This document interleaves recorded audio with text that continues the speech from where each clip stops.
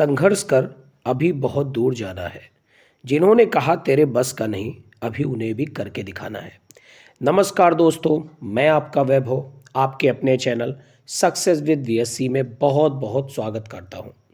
आज है 21 जनवरी 2023। तो आज की क्या है इंपॉर्टेंट करंट अफेयर, अब हम विस्तार से पढ़ेंगे।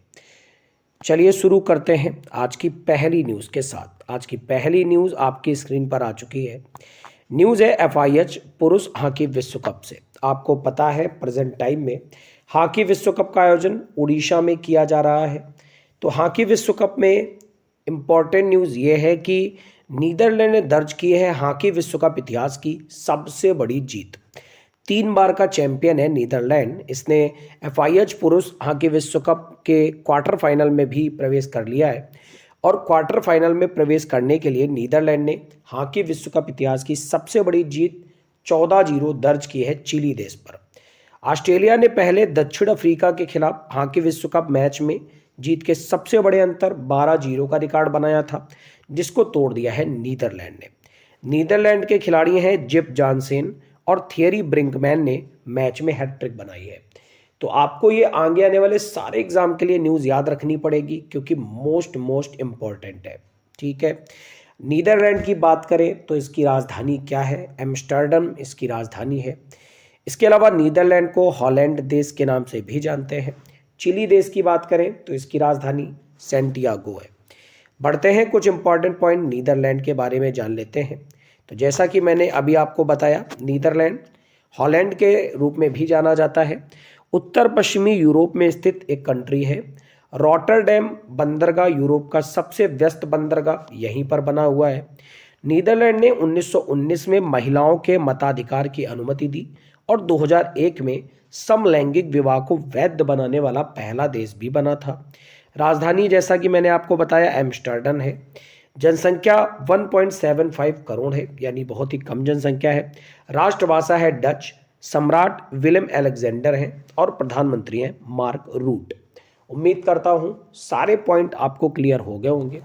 अब एफआईएच पुरुष हॉकी विश्व कप की बात आई है, तो ये बताइए पुरुष हॉकी विश्व कप जो वर्तमान में उड़ीसा भुवनेश्वर में हो रहा है, इसमें भारतीय हॉकी टीम का नेतृत्व कौन कर रहे हैं, यानी कप्तान कौन है? कमेंट कॉलम में आप जरूर आंसर करिएगा। बढ़ते हैं आज की अगली न्यूज़ की तरफ। अगली न्यूज़ है क्रिकेट क्षेत्र से। क्रिकेट से बहुत ही इंपॉर्टेंट न्यूज़ है।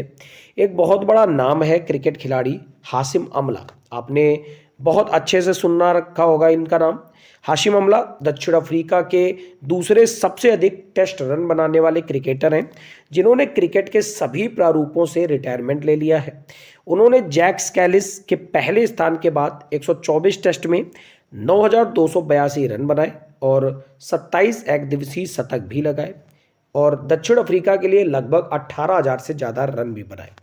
टेस्ट क्रिकेट में 13 शतक बनाने वाले एकमात्र दक्षिण अफ्रीकी बल्लेबाज भी थे।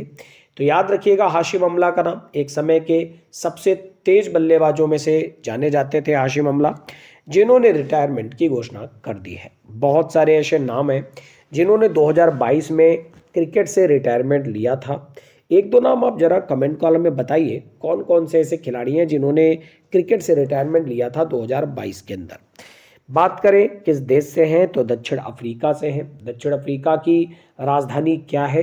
अगर आप जानते हैं तो कमेंट कॉलम में आंसर जरूर करते रहा करें। मैं सारे लोगों के एक एक कमेंट को देखता हूं, तो सारे लोग कमेंट कॉलम में आंसर किया करें और जितने भी लोग लाइव हैं ये सारे लोग लाइक बटन पर प्रेस जरूर कर दें। बढ़ते हैं आज की अगली न्यूज़ की तरफ। अगली न्यूज़ है पहली भारतीय अमेरिकी लेफ्टिनेंट गवर्नर बनी है अरुणा मिलर। आइए इनके बारे में जानते हैं। तो मैरीलैंड की पहली भारतीय अमेरिकी लेफ्टिनेंट गवर्नर बनी है अरुणा मिलर। तो अरुणा मिलर को मैरीलैंड यूएसए राज्य में लेफ्टिनेंट गवर्नर के रूप में शपथ लेने वाली पहली भारतीय अमेरिकी राजनीतिज्ञ बन गई हैं। वह मैरीलैंड हाउस की पूर्व प्रतिनिधि हैं और मैरीलैंड राज्य की 10वीं लेफ्टिनेंट गवर्नर बनी हैं, जबकि नए गवर्नर वेस मूरी मैरीलैंड के 63वें गवर्नर, राज्य के पहले और देश के एकमात्र वर्तमान अश्वेत मुख्य कार्यकारी अधिकारी बने हैं। तो याद रखिएगा आप कि मैरीलैंड की पहली भारतीय अमेरिकी लेफ्टिनेंट गवर्नर बनी है अरुणा मिलर। अमेरिका देश की बात आई है तो अमेरिका देश के वर्तमान में प्रेसिडेंट हैं जो बाइडेन और वाइस प्रेसिडेंट हैं भारतीय मूल की कमला हैरिस। क्या आप जानते हैं कमला हैरिस और जो बाइडेन किस एक नंबर के हैं? कमेंट कॉलम में आंसर करिएगा। इसके अलावा आपको पता होना चाहिए ब्रिटेन में भी वर्तमान में भारतीय मूल के व्यक्ति काबिज हैं सत्ता पर। क्या नाम है इनका? तो यह है ऋषि सुनक, जो कि नए प्रधानमंत्री भी कुछ दिन पहले ही ब्रिटेन के बने थे।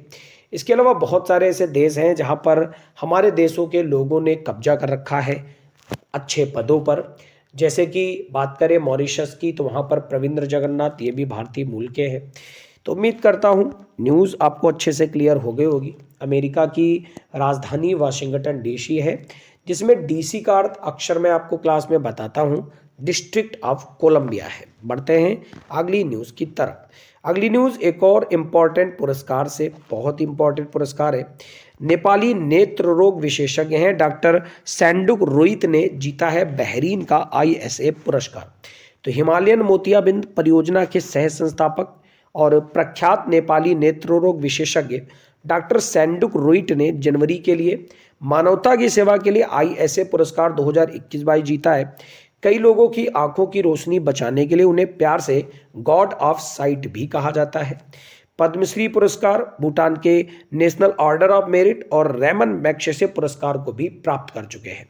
तो बहुत इंपॉर्टेंट व्यक्ति हैं, नाम याद रखना पड़ेगा आपको। नेपाली नेत्ररोग विशेषज्ञ डॉक्टर सैंडुक रोहित इसलिए और ज़्यादा इंपॉर्टेंट है क्योंकि एक तो ISA पुरस्कार इन्होंने जीत लिया है, और दूसरी बात भारत की तरफ से पद्मश्री पुरस्कार जीत चुके हैं, भूटान का नेशनल ऑर्डर ऑफ मेरिट और रेमन मैग्सेसे पुरस्कार भी जीत चुके हैं। रेमन मैग्सेसे पुरस्कार पाने वाले पहले भारतीय कौन थे, बताइए जरा कमेंट कॉलम में। बढ़ते हैं आज की अगली इंपॉर्टेंट न्यूज़ की तरफ। उससे पहले एक पॉइंट और भी जान लीजिए, 2016 में उन्हें एशियन गेम चेंजर अवार्ड से भी सम्मानित किया गया था। तो कितनी बातें आपने जानी, पद्मश्री पुरस्कार भी मिला था, भूटान का नेशनल ऑर्डर ऑफ मेरिट भी मिला था, रेमन मैग्सेसे पुरस्कार भी इनको मिला था, और 2016 में उन्हें एशियन गेम चेंजर अवार्ड भी मिला था। अगली न्यूज़ पर जाने से पहले बहरीन देश के बारे में थोड़ी जानकारी कर लेते हैं। पश्चिम एशिया में एक द्वीप देश है जो फारस की खाड़ी पर स्थित है। प्राचीन दिलमुन सभ्यता का स्थल है और मालदीव और सिंगापुर के बाद एशिया का तीसरा सबसे छोटा देश भी है। यानी आपको एक बात और पता चल गई कि एशिया के सबसे छोटे देश कौन है, तो मालदीव और सिंगापुर। राजधानी मनामा है, मुद्रा बहरीन दिनार है, जनसंख्या बहुत ही कम है 14.6 लाख, राष्ट्रभाषा है अरबी। बढ़ते हैं आज की अगली न्यूज़ की तरफ। अगली न्यूज़ एक और इम्पॉर्टेंट अवार्ड से है। अवार्ड का नाम है Gaja Capital Business Book Prize 2022। पत्रकार और लेखक हरीश दामोदरन ने गाजा कैपिटल बिजनेस बुक पुरस्कार 2022 के विजेता के रूप में घोषित किया गया है। उन्हें पुरस्कार उनकी किताब broke to breakthrough the rise of India's largest private dairy company के लिए मिला है। एक बार फिर से देखिए, broke to breakthrough the rise of India's largest private dairy company के लिए हरीश दामोदरन को Gaja Capital Business Book Prize मिला है। पुस्तक हडसन एग्रो और RG चंद्रमोगन के संस्थापक उदय का विस्तृत विवरण है।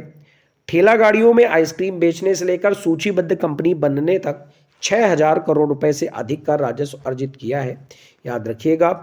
अगर और इम्पॉर्टेंट बात करें Gaja Capital Business Book Prize की, तो 2019 में गाजा कैपिटल द्वारा इसे स्थापित किया गया था। यह पुरस्कार उन लेखकों और उन कार्यों को सम्मानित करता है जो उद्यमिता की भावना का जश्न मनाते हैं। बात करें 2019 में, तो गिरीश कुबेर और विक्रांत पांडे को सम्मानित किया गया था। 2020 में मेहर दलाल को और 2021 के लिए अमृत राज को सम्मानित किया गया था। और अब वर्तमान समय में गाजा कैपिटल बिजनेस बुक पुरस्कार दिया गया है हरीश दामोदरन को। न्यूज़ क्लियर हो गई होगी। बढ़ते हैं अगली इंपॉर्टेंट न्यूज़ की तरफ। अगली न्यूज़ है अमेरिकी नगर परिषद की सदस्य बनने वाली पहली अश्वेत समलैंगिक महिला बनी है रामचंद्र। तो भारतीय अमेरिकी वकील जनानी रामचंद्रन कैलिफोर्निया राज्य के ऑकलैंड सिटी काउंसिल के मेंबर बनी है। वह ऑकलैंड सिटी काउंसिल के डिस्ट्रिक्ट 4 से चुनी जाने वाली सबसे कम उम्र की पहली समलैंगिक महिला हैं। रामचंद्रन ने 10 जनवरी 2023 को एक उद्घाटन समारोह में ऑकलैंड सिटी काउंसिल के डिस्ट्रिक्ट 4 के मेंबर के रूप में शपथ ली है। इस दौरान उन्होंने बहुत सारी नई नई बातें भी अपने देश के लिए कही हैं। उम्मीद करता हूँ न्यूज़ आपको क्लियर हो गई होगी कि अमेरिकी नगर परिषद की सदस्य बनने वाली पहली अश्वेत समलैंगिक महिला बनी है रामचंद्रन। बढ़ते हैं आज की अगली न्यूज़ की तरफ, और अगली न्यूज़ एक और अपॉइंटमेंट से है। अपॉइंटमेंट से न्यूज़ बहुत ही ज़्यादा इंपॉर्टेंट होती है।